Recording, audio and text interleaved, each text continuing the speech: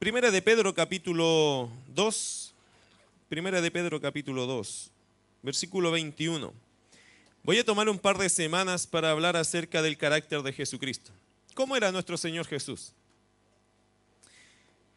Yo creo que una vez al año por lo menos un creyente que tiene una buena dieta bíblica necesita pasar por los evangelios.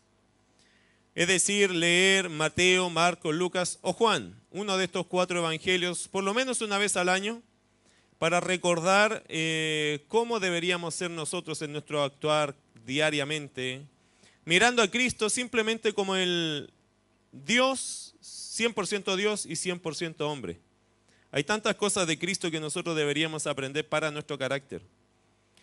Y hay 2 palabras en el Nuevo Testamento que me gustaría pronunciar a ustedes. Seguramente hay otras más, pero hay 2 que para mí son fundamentales a la hora de mirar un poco el carácter de Cristo. ¿Qué clase de hombre era nuestro Señor Jesucristo? Y está en 1 de Pedro 2, versículo 21, dice lo siguiente. ¿Lo tiene, cierto? 1 de Pedro 2, 21 dice: pues para esto fuisteis llamados, porque también Cristo padeció por nosotros, dejándonos ejemplo para que sigáis sus pisadas. La palabra aquí es la palabra ejemplo, hupogramón en griego. ¿Qué significa esta palabra? Es una palabra rica en significado, porque esta es una palabra que se usaba para enseñar a escribir a otras personas. ¿Usted ha visto cómo enseñan a escribir a los niños? Usted le hace la letra y el niño ¿qué tiene que hacer? Seguir la misma línea, seguir el mismo ejercicio. Nosotros aquí le llamaríamos como un tipo caligrafía, ¿cierto? Es decir, ¿han hecho caligrafía alguna vez? ¿Sí? Tendríamos que verlo como escribe, ¿cierto? Ahí vamos a saber si le sirvió la caligrafía o no. Hay algunos que deberían todavía volver a tomar caligrafía. Pero es como, para que usted lo entienda, es hacerle el molde de una letra y usted tiene que repetir el mismo ejercicio hasta que le salga. ¿Cuál es la idea? Que salga igual. La palabra aquí cuando dice hupogramón en el idioma original es que Jesucristo nos dejó su forma, su letra, su forma de actuar, su forma de ser. Y en este caso, en este contexto, su forma de enfrentar los sufrimientos. Y esa forma, esa gráfica que nos dejó, esas letras que nos marcó, es la forma que yo debo enfrentar mis propios sufrimientos. ¿Qué dice el versículo 22? El cual no hizo pecado, ni se halló engaño en su boca. Quien cuando le maldecían, no respondía con maldición. Cuando padecía, no amenazaba, sino encomendaba la causa al que juzga justamente. La palabra ejemplo. Y esa palabra, hermanos, es una palabra que sale únicamente en este versículo en el Nuevo Testamento. Solo una vez sale esta palabra y que tiene que ver con eso, con marcarnos una línea por la cual nosotros debemos continuar y esforzarnos por hacerla igual que Cristo. El mismo ejemplo de Él debería ser nuestro anhelo, ser igual que Cristo. Y otra palabra en 1 de Corintios, si van conmigo por favor a 1 de Corintios, el capítulo 11. Capítulo 11, por favor.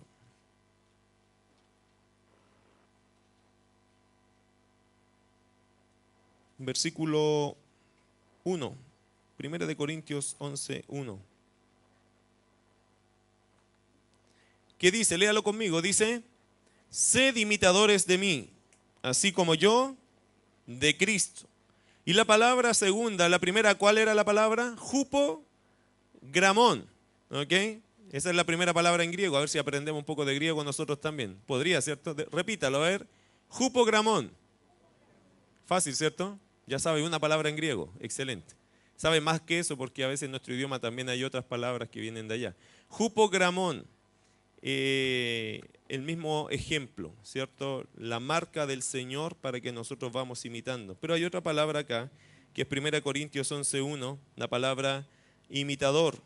Sed imitadores de mí, así como yo de Cristo. La imitación, y la palabra es mimetés, que es de donde nosotros usamos la palabra mímica o mimos. De ahí vienen los mimos, ¿cierto? De ahí viene esa palabra mímica de reflejar o de actuar como otra persona. Es adoptar el comportamiento de otro, eso es una mímica. Usted representa a través de sus actos y de sus acciones, de sus expresiones, a otro. Ok, ahora léalo conmigo ese versículo. 11.1, que dice, sed imitadores de mí, así como yo de Cristo. ¿Cuál es el concepto general en esto? Que nosotros tenemos que representar con nuestras acciones, con nuestras actitudes, con nuestra forma de ser, ¿a quién? A Cristo. Dos palabras importantísimas para empezar este sermón que va a tomar 2 semanas hablando del carácter de Jesucristo. Querido hermano, la Biblia nos anima a nosotros, nos exhorta a nosotros a ser como Jesús, ni más ni menos. ¿Y es tan distante a veces la vida de Cristo a nuestra vida? ¿Es verdad eso o no? ¿Nos parecemos a Cristo o no? Bueno, si la pregunta es, ¿me parezco a Cristo? Quizás la pregunta más que nos da más ganas de participar es, ¿te gustaría parecerte a Cristo? Ya, ¿cuántos pueden responder amén a eso? ¿Te gustaría parecerte a Cristo? Ok, ¿te pareces a Cristo? Ya. Ok, este es el asunto.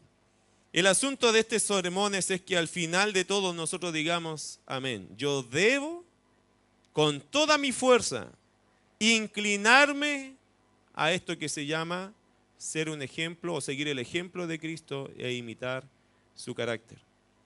No es fácil porque imitar el carácter de Cristo significa que no puedo imitar mi propio carácter. Tengo que olvidarme de cómo soy y concentrarme de cómo es Él. Pero esto es la vida cristiana. Olvidarme de quién soy yo para preocuparme de ser como Cristo fue y como Cristo es. Amén, ¿cierto? ¿Lo entiende? ¿Va entendiendo cuál es la idea? La idea es dejar de mirarme a mí mismo, de olvidarme un poco de cómo yo actúo, de cómo yo pienso, de cómo yo reacciono, para adoptar por la fe la forma de vivir de Cristo. Cuando ese proceso pasa en nuestra vida se llama metamorfosis. El metamorfo se cambia la forma.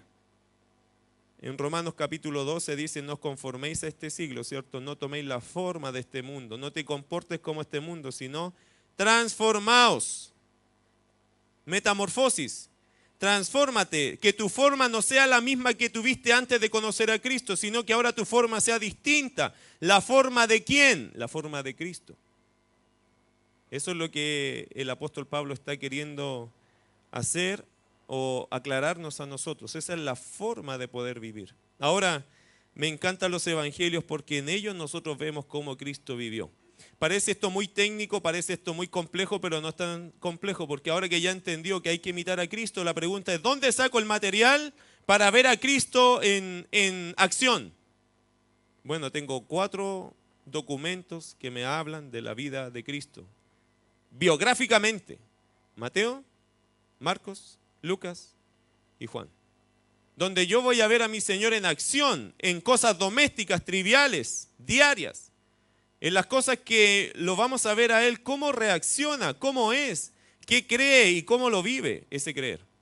Y una de las cosas que me gusta resaltar de la persona de Cristo es su celo. Vamos a Juan capítulo 2, versículo 17. Juan 2, 17. ¿Qué clase de hombre era nuestro Señor Jesucristo? Y una cosa que tengo que decirles es que nuestro Señor Jesús era celoso. ¿Cuántos son celosos aquí? Levanten la mano si hay algún celoso. ¿Hay algún celoso, no? Ah, no, hay celosos. Celosas entonces. ¿Hay celosas? Levanten la mano. ¿Hay alguna que es celosa? Oh, hay una sola hermana. 2 pecadoras nomás, pobrecitas. Y las demás son todas santas. Ahora, capaz que estas 2 hermanas sean las únicas 2 piadosas también. Porque hasta ahora estamos diciendo, a veces se ve ser celoso como un aspecto negativo. Pero Jesucristo era celoso. Mire lo que dice esta historia. Juan 2, 13 hasta el versículo 17. Estaba cerca la Pascua de los judíos y subió Jesús a Jerusalén. Y halló en el templo a los que vendían bueyes, ovejas y palomas y a los cambistas allí sentados. Y haciendo un azote de cuerdas, echó fuera del templo a todos y las ovejas y los bueyes, y esparció las monedas de los cambistas y volcó las mesas. Y dijo a los que vendían palomas, quitad de aquí esto y no hagáis de la casa de mi padre casa de mercado. Entonces se acordaron sus discípulos que está escrito, el celo de tu casa me consume. ¿Jesús es celoso? Sí. Y tome nota de algo. Esta misma palabra, si usted la transporta al Antiguo Testamento describiendo a Dios, dice lo mismo, que Dios es un Dios celoso. ¿Dios es Dios celoso? ¿De qué Dios es celoso? ¿Por qué está celoso? Y anote algo muy curioso. La palabra celoso en el Antiguo Testamento, ¿sabe cómo se traduce más literalmente? Envidioso. Dios es envidioso. ¿Lo cree? Siempre tenemos el entendimiento nosotros entre la humanidad que la envidia es algo malo, ¿cierto? Pero para Dios no es lo negativo, sino la caracterización de lo que Él siente. Dios es envidioso. No es que Dios cae en un pecado, porque Dios no cae en pecado. Pero el sentimiento que a Dios le da cuando sus hijos se meten con el mundo es envidia. Dios dice, qué envidia cómo juegas a la pelota y dejas 2 horas para jugar a la pelota en vez de dejar siquiera media hora para leer la Biblia. Qué envidia tengo a esa pelota. Qué envidia tengo con esa tele que pasas pero rindiendo la idolatría, que cuando hay un terremoto lo primero que corres a atajar en vez de agarrar tu Biblia. Qué envidia le tengo a tu amigo o a tu amiga que gastas horas hablando con ellos y no gastas 15 minutos hablando conmigo. Sí, soy envidioso. Que te pones feliz con otras cosas, pero conmigo siempre estás luchando. Que te pones feliz porque te aumentan un sueldo, pero no te da nada cuando dejas de venir a la iglesia. Claro que soy envidioso. Cuando gastas tantas horas metidos en un trabajo porque crees que esa es tu esperanza y gastas tan poco para servirme a mí, claro que me da envidia. Dios es envidioso. Dios es envidioso, hermano. Pero esa es la envidia que a Dios le da, que lo hagan competir. ¿Sabe? La cosa más triste para Dios y más molesto para Dios es que lo hagan competir con cosas que no son Dios. Es triste, pero a Dios lo cambiamos por cualquier cosa, ¿o no? Hagamos un autoexamen. No acusemos a nadie, acusemos a nosotros mismos. A Dios lo cambiamos por cualquier cosa, querido hermano. Y el gozo del Señor ya no es tal cuando las cosas me cambian. Y Dios no está ahí todavía presente, sí, pero no vale la pena tanto porque no hay gozo con Dios. Otras cosas me dan gozo. Y a Dios le da envidia eso. El apóstol Juan dijo, hijitos guardados de los ídolos. Amén. Así terminó. ¿Y qué es la idolatría para nosotros? Cualquier cosa que está antes que Dios. A Dios le da envidia, hermano, cómo cuidamos a los hijos si no cuidamos nuestra relación con Él. No es que Dios esté en desacuerdo de cuidar a los hijos, pero a veces nuestros hijos son nuestra idolatría. A Dios le da envidia que gastemos tanta plata en cosas banales de nuestra propia vanagloria y no seamos capaces de ofrendar como la gente para su casa. ¿Cree que a Dios le da envidia esas cosas? Por supuesto que Dios es envidioso, pero en esa línea de pensamiento. No es que Dios anda envidiando a otros porque no tiene eso, no, si Dios tiene todo. Lo que a Dios le frustra es que personas que dicen que creen en Él no lo buscan como debería ser buscado, que no lo temen como debería ser temido, que no lo reverencian como debería ser reverenciado. Mire, vaya a Santiago capítulo 4, sin perder todavía ese texto que tenemos ahí. Santiago capítulo 4 es un reclamo de lo mismo, de este celo de Dios. Versículo 4, Santiago 4:4.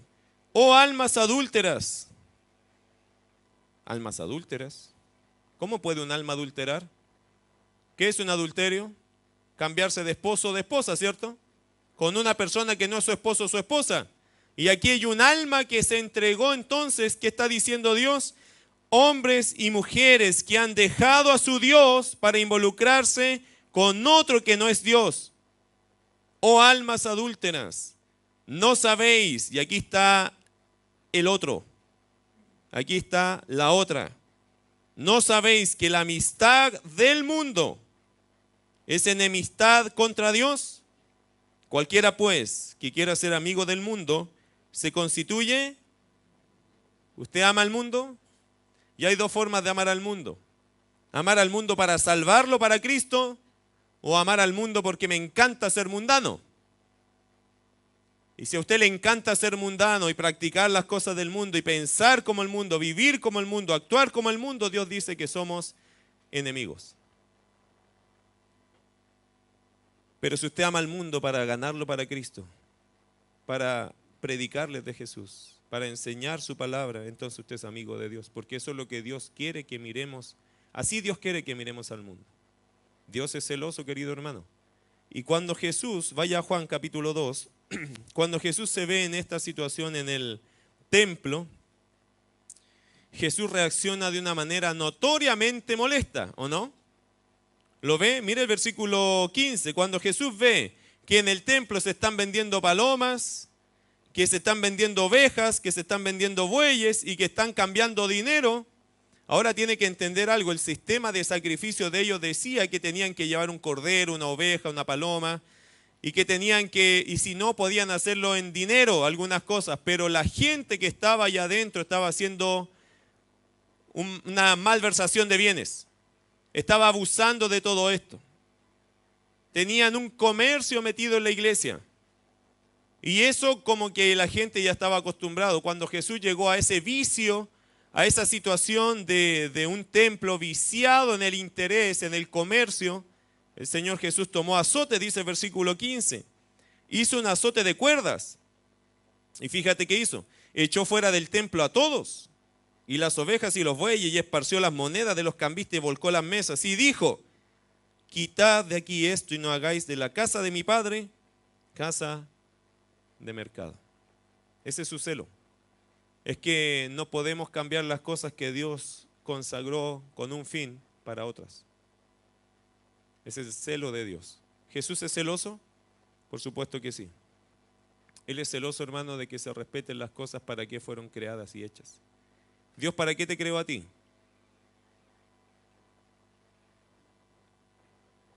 Para adorarlo a Él. Entonces, ¿qué tienes que hacer?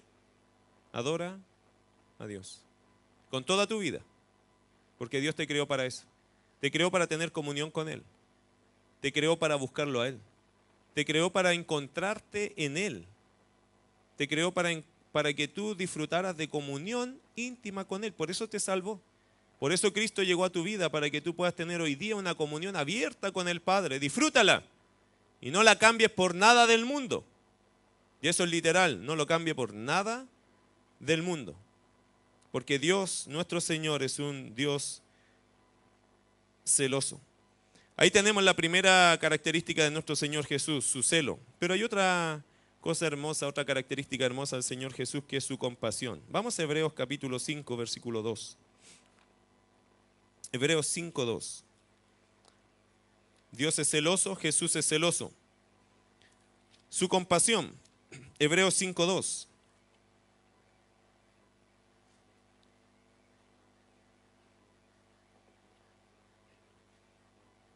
Voy a leerle versículo 1 en adelante. Porque todo sumo sacerdote tomado de entre los hombres es constituido a favor de los hombres, en lo que a Dios se refiere, para que presente ofrendas y sacrificios por los pecados, para que se muestre paciente con los ignorantes y extraviados, puesto que Él también está rodeado de debilidad, y por causa de ella debe ofrecer por los pecados tanto por sí mismo, como también por el pueblo. Y ahí está, es decir, para mostrarse paciente con los ignorantes y extraviados. Mire el capítulo 4, versículo 15. Porque no tenemos un sumo sacerdote que no pueda compadecerse de nuestras debilidades, sino uno que fue tentado en todo según nuestra semejanza, pero sin pecado. El Señor Jesucristo fue tentado en todo, pero sin relación con el pecado. Pero Él entiende nuestras debilidades. ¿Jesús sabe lo que es estar cansado? ¿Qué cree usted? ¿Sí? ¿Jesús sabe lo que es ser decepcionado? ¿Qué creen ustedes? Sí. ¿Alguien lo decepcionó a Jesús? Sí, bueno. ¿Sabe lo que es ser traicionado? Sí. Y qué traición, ¿cierto? Con un beso en la mejilla fue traicionado. ¿Jesús sabe lo que es tener hambre? Sí, ¿ustedes tienen hambre? Jesús te entiende, ¿ok? Él pasó 40 días sin comer. ¿Jesús entiende lo que es sentirse solo? ¿Que nadie esté con él? Sí, sí lo entiendo. ¿Él sabe lo que es dar todo sin recibir nada? Sí. Mire qué interesante, cuando pienso en eso siempre me recuerdo que al Señor Jesús 2 veces le ungieron los pies. ¿Se acuerda que le derramaron perfume? Una vez los pies y otra vez la cabeza. Fueron 2 veces. Y las 2 veces la criticaron, la acción. ¿Se acuerda que en una Judas dijo, oye, ¿y este desperdicio qué se hace? ¿Cómo se sentiría usted si alguien te lleva un regalo y otra persona que es tu amigo, se supone, que está en la casa tuya y a ti te llevan un regalo muy bonito, muy especial, y el amigo tuyo le dice después al que te trajo el regalo, oye, ¿para qué gastaste tanta plata en este? Eso es mucha plata, podríamos haber hecho otra cosa con eso, la embarrada que te mandáis. ¿Cómo se sentiría usted que está recibiendo regalo? Y mire que a Jesús quizás fueron los 2 servicios que le hicieron en su ministerio y los criticaron. ¿No le pasa a veces a usted, mamá, que lo da todo y cuando alguien le viene a dar algo, la gente te puede criticar con eso? ¿Cómo te sientes? Cuando usted siempre lo da todo y alguien por fin te lo reconoce y otra persona te critica por eso, ¿cómo se siente con esa situación? Bueno, Jesús, hermano, entiende nuestras debilidades. Él sabe todo eso. Lo que no sabe es el pecado, pero sabe todo lo que te frustra. ¿Sabe lo que es sentir molestia por la indiferencia de las personas? Porque una vez queriendo hacer un milagro, él dijo, bueno, ¿es lícito sanar a esta mujer en día sábado? Y la gente se hizo la loca, porque no querían responderle a él. Y Jesús dice que los mira molesto, enojado, por la dureza del corazón de la gente. Y la sanó igual, pero Jesús se molestaba por esa indiferencia espiritual que había en la gente. Jesús, querido, es más cercano a nuestras emociones de lo que tú crees. Él sabe.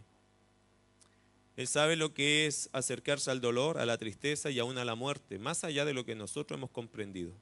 Jesús es compasivo. Y esta es la definición de compasión, mi querido hermano o hermana, no es tristeza. Es más allá que la tristeza. Es tristeza puesta en acción, así la defino yo por lo menos. Es alguien que es impactado por una realidad y que hace algo por suplir en esa realidad que le ha tocado ver. Jesucristo era altamente compasivo. Mire lo que dice Mateo 9:36. Para que compasión por la gente. La compasión obviamente lo acercaba mucho a las personas, porque la compasión es directamente hacia las personas. A veces uno siente más compasión por un celular que se le está muriendo que por una persona, francamente. Pero Jesús y la compasión funciona con las personas, querido hermano. No le dé pena, que se me murieron las zapatillas. Hermanos, no están vivas, ¿ok? Enfóquese en las personas. Que nazca compasión por las personas. Haga el ejercicio de mirar personas que sufren y sienta tristeza por ellos. Haga el ejercicio, por lo menos detente un minuto en pensar que las personas que te rodean y no conocen a Cristo tienen un problema mayor que cualquier cosa que usted pudiera estar pasando. Hace el ejercicio de mirar a las personas con compasión, porque quizás esa persona que no te saluda, que es amarga de espíritu, quizás tiene un problema terrible porque no conoce a Cristo. ¿Cómo estaríamos nosotros sin Jesús? ¿Cómo sería usted sin Jesús? Hay que tener compasión sin olvidarnos que nosotros estuvimos en ese lugar en algún momento. Mateo 9:36, 35 y 36 dice, recorría Jesús todas las ciudades y aldeas enseñando en las sinagogas de ellos y predicando el evangelio del reino y sanando toda enfermedad y toda dolencia en el pueblo. Y al ver las multitudes, ¿qué dice? Tuvo compasión de ellas, porque estaban desamparadas y dispersas como ovejas que no tienen pastor. Entonces dijo a sus discípulos, ¿qué dijo? A la verdad la mies es mucha, mas los obreros pocos. Rogad pues al Señor de la mies que envíe obreros a su mies. ¿Usted está orando porque gente conozca a Jesús? No deje de orar por eso. Porque cuando uno está orando por esto, hermano, uno se enamora de la idea de que personas conozcan a Cristo. Mire qué interesante, ayer el martes, estábamos en una ceremonia en el colegio de nuestros hijos. Hacen el Día de la Comida Internacional. como hay coreanos, australianos, mexicanos, chilenos, hay un par de chilenos en este colegio, norteamericanos, hay muchas, chinos, y hacen una vez al año una comida internacional. Y ayer encontré un joven familiar, hermano de una hermana que venía a nuestra iglesia hace muchos años, que vive muy lejos, entonces no viene para acá, y me lo presentó. Y mire que me llamó la atención su respuesta. Yo le dije, hola, ¿cómo te llamas? Me parece que se llama Jordan. Y me dice, ¿tú qué haces? Porque es latino, ¿cierto? Pero su idioma, él nació en Estados Unidos. Me dice, ¿tú qué haces? Yo le digo, yo soy pastor de una iglesia, enseño la Biblia. Me dice, tú me tienes que enseñar acerca de Dios. Y su hermana me dice, sí, pastor, él viene a Chile solo para que alguien le enseñe el Evangelio. Impresionante. Para mí, impresionante. Y él me pide, por favor, tú me tienes que enseñar de Dios a mí. ¿Sabe que la gente tiene hambre de Dios? Solo hay que abrir su boca y se va a dar cuenta que hay un montón de gente que necesita que le expliquen el Evangelio. Necesitamos estar sensibles a eso. Y vive como a 4 cuadras de donde estoy yo. Fácilmente yo podría ir caminando a su casa. Qué bendición, ¿o no? Entonces le dije, juntémonos, que no hay ningún problema, y va a estar unos meses acá, sueño con que él sea alcanzado para Cristo y que pueda ser discipulado antes que salga a su tierra. Pero ve las oportunidades que Dios da, hermano, pero hay que levantar la vista nomás y ponerse a orar, Señor, úsame, úsame. Lo poco o mucho que usted sepa, úsalo, Señor, para tu gloria. Y mire, nunca Dios va a dejar de responderle eso, porque siempre hay gente que necesita de Jesús. Quizás no todos, pero hay muchos que aún necesitan de Cristo. El Señor Jesús, ¿cómo sintió esa compasión? ¿Cómo lo envolvió esta necesidad tan grande? Es que Él se puso a hacer lo que todos tenemos que hacer para que la compasión nazca. Acciones, versículo 35, ¿qué dice? Recorría Jesús todas las ciudades y aldeas. ¿Jesús se involucró con las personas? Por supuesto. Él dejó tiempo para salir y ver la realidad. Enseñando, querido hermano, cuando uno se pone a enseñar la Biblia se da cuenta que no es una persona la que necesita. Esa persona trae a otra persona y esa otra persona trae a otra persona y es increíble la necesidad que gente tiene de ser enseñada en la palabra. Por eso es importante que tú te entrenes, por eso es importante que tú aprendas, porque las oportunidades de enseñar a otros son increíbles, son muchas. Jesús lo vio tan así que vio una multitud de gente atrás de él. Y ahí nace esto que dice, tuvo compasión. El corazón como que se le quebró a Jesús. Los vio y dijo, toda esta gente necesita ayuda. Y yo soy uno aquí. Por eso después dijo, verso 37, a la verdad, la mies es mucho el trabajo y los obreros siempre son pocos. Así que, querido hermano, ¿qué hay que hacer? Rogad. Mira que Jesús no les dijo, entonces ustedes vayan. ¿Qué les dijo él primero? Rogad. No lleguen y arranquen. No, oren. Oren. Sí, pero ¿a qué los mando? No a ir, sino a rogar. Porque no es bueno ir, hermanos, si no tiene un corazón para ir. No es bueno ir si no ama a la gente con la cual está yendo. Vamos a abrir los hospitales otra vez para ir a evangelizar, ¿cierto? Ruegue por los hospitales. Porque si usted llega a ir, va a ir con todo su corazón dispuesto a ver la obra de Dios. Pero si usted llega y va sin orar, usted no ama a esa gente. Usted está yendo a un programa. ¿Nota la diferencia? Yo puedo ir a 1000 programas, hermanos, pero solo me voy a identificar y solo van a hacer compasión en mí cuando yo esté rogando por esos lugares o por esas personas. Así que una iglesia llamada a hacer misiones, por supuesto, a ganar almas, por supuesto, pero primeramente es llamada a rogar para que el corazón de la iglesia esté 100% involucrado en ganar personas. Hoy día me junté con unos pastores en un desayuno y tuve el privilegio de compartir con un amigo que tengo allá y me dice que a su iglesia, allá en San Bernardo, están llegando una cantidad de haitianos increíble. Y me dice, ¿sabes qué? Yo en la iglesia recibí 3 haitianos. Y se nos abrió esta mente, hay que trabajar con ellos. Y le hicieron un culto para los haitianos. En la tarde hicieron comida haitiana e invitaron a haitianos, porque habían 3 en la iglesia, entonces uno de ellos predicó el evangelio, en creol creo que se llama su. Y hermano, me dice, llegaron como 40 haitianos. Y hoy día tenemos un grupo como de 10 que permanecen en la iglesia. ¿Sabe lo que estamos haciendo ahora? Me dice él. Vamos a hacer clases de español. Le vamos a dar herramientas para que ellos trabajen acá en Chile. Y vamos a abrir la clase y estoy seguro que van a llegar muchos a tomar esta clase. ¿Y cuál es la idea? Ganarlos para Cristo. Muchos de ellos confiesan a Cristo, pero no entienden quién es Cristo. Pero ya por confesión son evangélicos, pero no entienden el evangelio.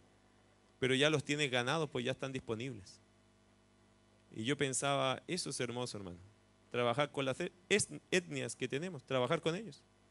Trabajar con personas que están disponibles. Me acordaba de Wilken que está con nosotros, ¿cierto? Yo digo, ahí hay una puerta que se puede abrir para que muchos de ellos conozcan a Cristo. Amén. Ellos tienen necesidades espirituales más que cualquier otra, esa necesidad, hermano, es fundamental. Hay muchas otras, pero esa necesidad es fundamental. ¿Cómo no vamos a querer hablar con gente así? Pero hermano, la tarea es esta, rogar por las necesidades que hay en nuestro país. Y te aseguro algo, vas a llegar a amar a distintas personas con diferentes problemáticas, pero el que las va a llegar a amar va a ser el que más ruegue por ellos. El Señor cuando les dijo que rogaran por las multitudes, porque el Señor le estaba enseñando a amar con todo su corazón multitudes de personas que llegaran a sus pies. Y si no rogamos por ellos, nunca nos vamos a identificar ni nos vamos a alegrar, porque uno viene llegando, porque otro llega, porque muchos llegan a conocer a Jesús. Porque la primera tarea de la iglesia es rogar al Señor. El carácter de Jesucristo, su celo, su compasión, y déjeme mencionarle una más, su mansedumbre y bondad. Me encanta pensar en que el Señor Jesucristo, aparte que es celoso, ¿cierto? Y es muy apasionado, tiene compasión por la gente y esa compasión lo mueve a muchas cosas, pero él también el Señor es manso y bondadoso. Mire lo que dice Mateo capítulo 12, ejemplos de su mansedumbre, de su bondad. Mateo 12, versículo 18 al 21. He aquí mi siervo, a quien he escogido. Esto es una citación del profeta Isaías. Mi amado, en quien se agrada mi alma. Pondré mi espíritu sobre él, y a los gentiles anunciará juicio. No contenderá ni voceará, ni nadie oirá en las calles su voz. La caña cascada no quebrará, y el pábilo que humea no apagará, hasta que saque a victoria el juicio, y en su nombre esperarán los gentiles. El Señor es manso, tiene una mansedumbre en su carácter increíble. ¿Sabe lo que significa mansedumbre? Poder bajo control. ¿Ha visto estos caballos que le llaman mansos? El caballo es manso, ¿por qué? Porque teniendo tremendo poder, lo tiene bajo un control. Y la mansedumbre, queridos hermanos, es eso. Es tu poder bajo el control de Dios, bajo el control del Espíritu Santo. Tú podrías decir y hacer muchas cosas torpes, pero tienes el poder para hacerlo, pero por la gracia de Dios tú eres manso. Lo controlas, lo tienes bajo control. Y Jesucristo era altamente manso. ¿Y cómo notamos esa mansedumbre? Mire en varios ejemplos. Juan capítulo 13, el Evangelio de Juan, el capítulo 13. El Dios del universo, tiene que entenderlo así, sobre quien se dobla toda rodilla de los que están en el cielo, en la tierra y debajo de la tierra, el Dios todopoderoso. El Señor de nuestras vidas, pero altamente manso en su vivir, en su convivir con el hombre. Juan capítulo 13, versículo 4 y 5. Se levantó de la cena y se quitó su manto, y tomando una toalla se la ciñó. Luego puso agua en un lebrillo y comenzó a lavar los pies de los discípulos, y a secarlos o enjugarlos con la toalla con que estaba ceñido. El Señor Jesucristo tenía su carácter en mansedumbre y se nota, hermano, al tratar nuestras debilidades, al lavar los pies de los discípulos. ¿Cómo el Dios del universo llega a humillarse tanto al punto de servirte o servir en su tiempo para lavarle los pies a los discípulos. Usted sabe que el lavado de los pies era para el esclavo con menos rango dentro de una casa. Era el trabajo más humillante, nadie lo hacía, solo el esclavo que tenía menos rango en una casa. Por eso ninguno de los discípulos ofreció lavarle los pies a los demás. Fíjate lo que dice el texto. Versículo 6, Pedro, ¿cierto? Siempre opinando sobre las cosas que Jesús hacía. Pedro siempre era el opinólogo del grupo. Y él cuando vio esta acción, ¿qué dijo? Entonces vino a Simón Pedro y Pedro le dijo, Señor, ¿tú me lavas los pies? Respondió Jesús y le dijo, lo que yo hago tú no lo comprendes ahora, más lo entenderás después. Pedro le dijo, no me lavarás los pies jamás. ¿Por qué? Muy humillante, Señor. No, o sea, yo entiendo que tú seas humilde, manso, pero esto ya es mucho. No, yo no voy a dejar que te humilles de esa forma. Jesús, ¿qué le dijo? Pedro, hoy día tú no lo entiendes. Después lo vas a entender. Porque Pedro después tenía que repetir el mismo ejemplo. Tenía que ser así de humilde, de manso. Y obviamente Pedro no estaba en la condición de entenderlo en ese minuto. De hecho le dijo, Señor, no, yo te voy a evitar esa humillación que tú te quieres hacer a ti mismo. Versículo 8. Pedro le dijo, no me lavarás los pies jamás. Jesús le respondió, si no te lavare, no tendrás parte conmigo. Entonces era sí o sí. Verso 9, le dijo Simón Pedro, Señor, no solo mis pies, sino también las manos y la cabeza. Ya se fue al otro lado. Este era Pedro. Jesús le dijo, el que está lavado no necesita sino lavarse los pies, pues está todo limpio. Y vosotros limpios estáis, aunque no todos, porque sabía quién le iba a entregar. Por eso dijo, no estáis limpios todos. Así que después que les hubo lavado los pies, tomó su manto y volvió a la mesa y les dijo, ¿sabéis lo que os he hecho? Vosotros me llamáis maestro y señor, y decís bien, porque lo soy. Pues si yo, el Señor y el Maestro, he lavado vuestros pies, vosotros también debéis lavaros los pies los unos a los otros. ¿Qué está diciendo el Señor Jesús? Le estoy dejando un ejemplo para que no tengan temor, ni vergüenza, ni prejuicio para servirse el uno al otro. Si yo lo pude hacer, todos lo deben hacer. Hoy en día en la cultura nuestra no necesitamos lavarnos los pies unos a otros, ¿cierto? Pero el servirnos los unos a los otros siempre es un privilegio. Y no debe ser solo un privilegio de los que dicen que no tienen autoridad, sino de todos nosotros. Siempre tener la disposición a servirnos los unos a los otros. ¿Cómo se hace eso? Con mansedumbre. Con ese poder bajo control. Con demostrarnos a nosotros mismos que, hermanos, no estamos para que nos sirvan, sino para servir a los demás. Amén. Ese es parte del carácter del Señor Jesucristo. Me encanta cómo Él lo hace. Él es manso y bondadoso. Entonces, y en sus propias palabras también lo dijo. Mire lo que dice Mateo 11 y con esto terminamos. Mateo capítulo 11, versículo 28 al 30.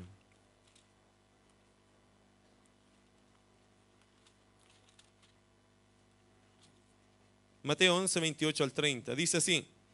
Venid a mí todos los que estáis trabajados y cargados, y yo os haré su servicio, ¿cierto? Ahí está su mansedumbre, su bondad. Usted se encuentra cansado, ¿no? Trabajado y cargado. Bueno, esta expresión probablemente está diciéndole a la gente, vengan conmigo, yo soy capaz de hacerlos descansar de su trabajo y su labor. Si te encuentras mal y te sientes que no eres capaz de llevar tu vida, porque hay un punto a veces que nosotros no somos capaces de llevar nuestra propia vida. El Señor dijo, tranquilo. Vengan a mí, dice, yo os haré descansar.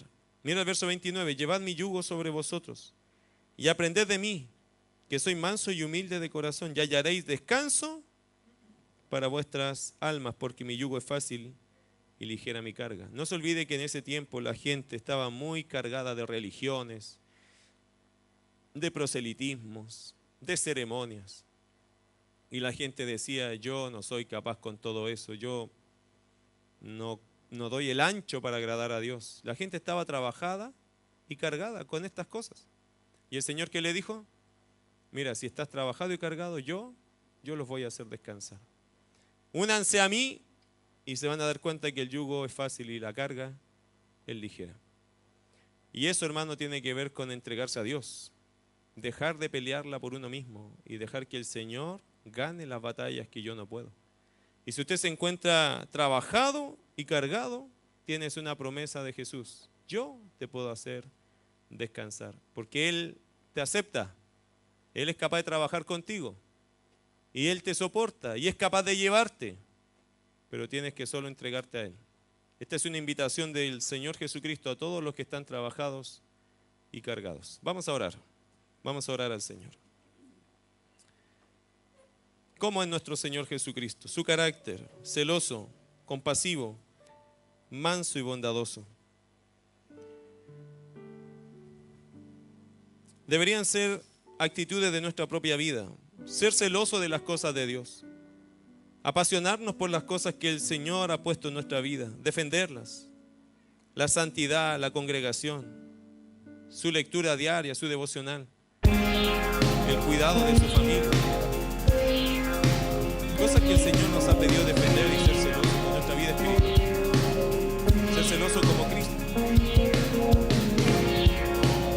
Ser compasivo como el Señor es una de las características de nuestro Señor.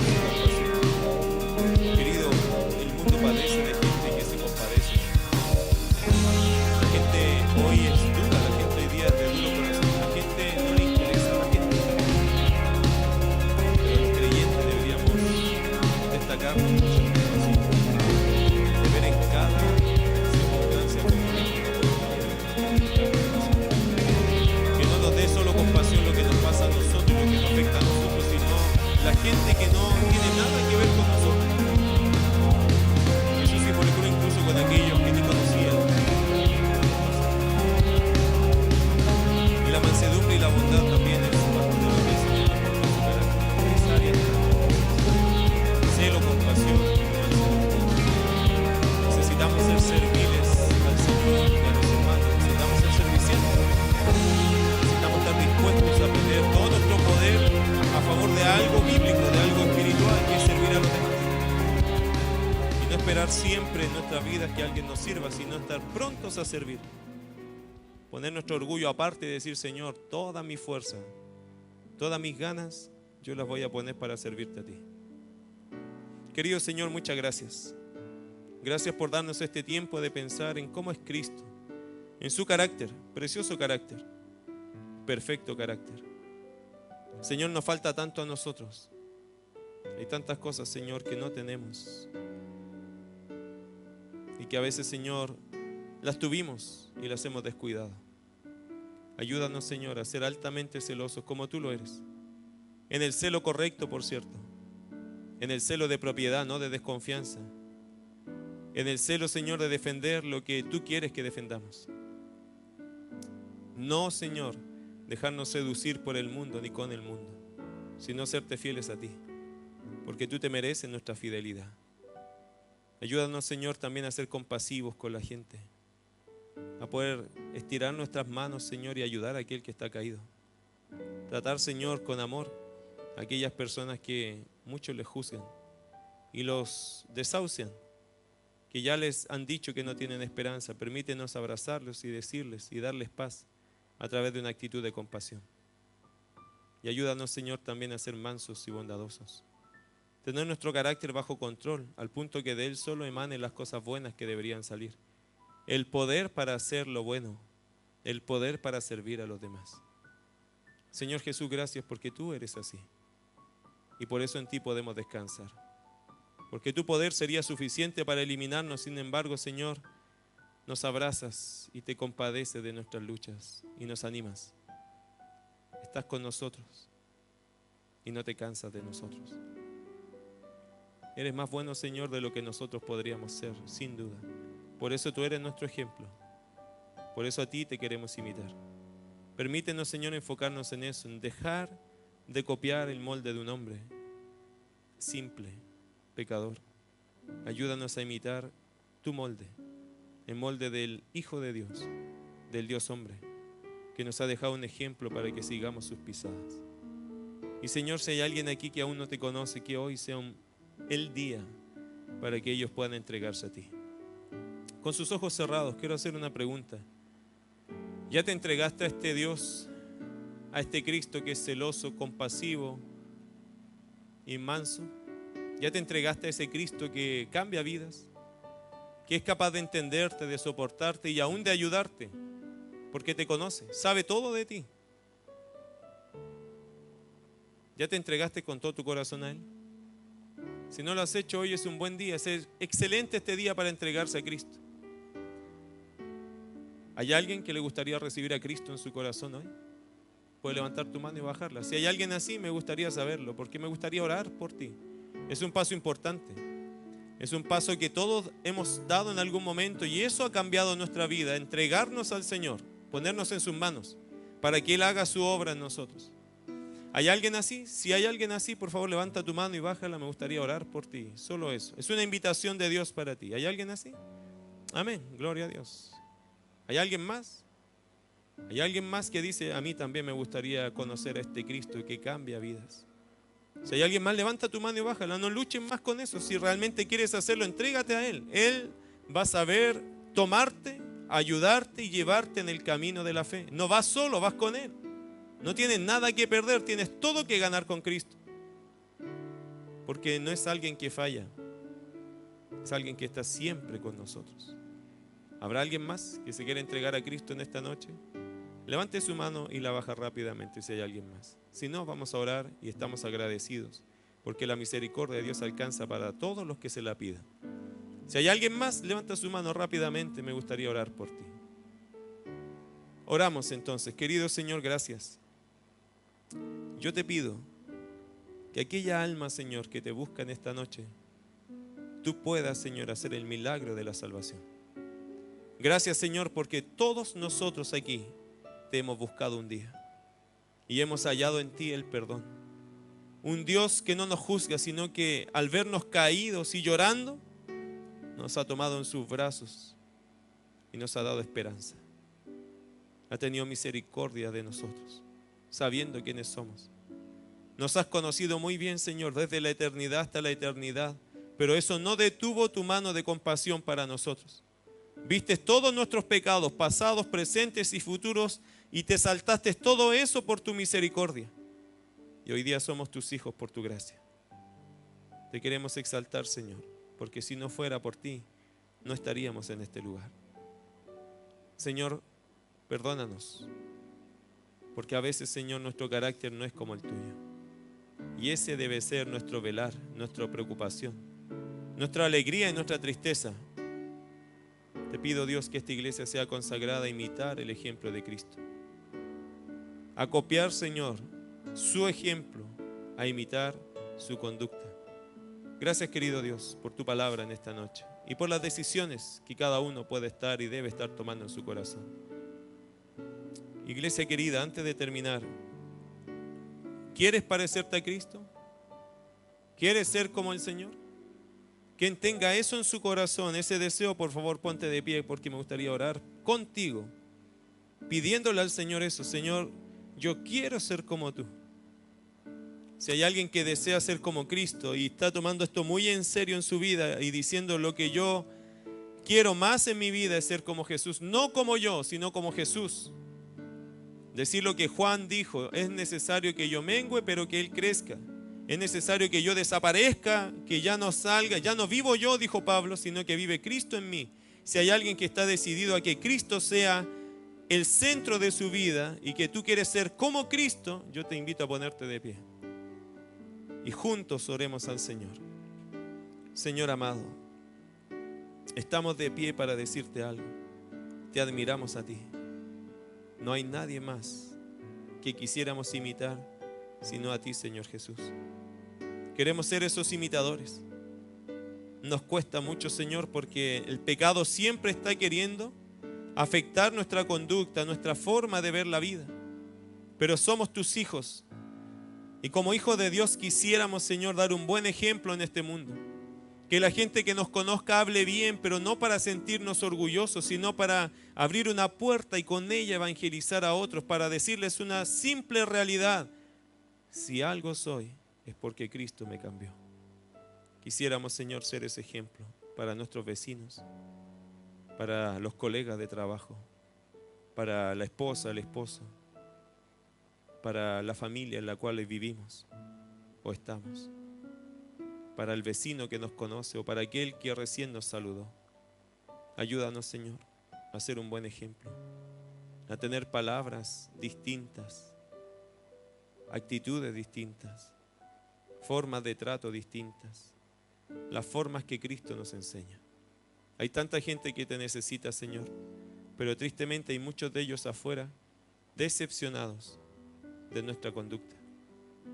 Perdónanos por eso. Ayúdanos a ser un puente listo para que la gente a través de nosotros pase a conocer a Jesús. Ayúdanos a ser una puerta siempre abierta para que la gente te conozca a ti. Que nuestro testimonio sea hermoso, Señor, tratando a nuestra esposa, tratando a nuestros hijos, tratando a nuestros vecinos, tratando a los colegas, tratándonos entre nosotros. Querido Dios, gracias por todos aquellos que se comprometen en este día. Te pido que los ayudes para que de hoy en adelante haya algo en su corazón, la meta de agradarte a ti con su testimonio. Gracias, querido Señor. Tomen asiento, hermanos. Te bendecimos, Señor, por darnos este tiempo de compromiso, por hablar a nuestras vidas. Y te pedimos que el Espíritu Santo nos esté siempre recordando esta promesa, este compromiso que hemos hecho contigo. Te bendecimos, querido Dios, en el nombre de Jesús. Amén.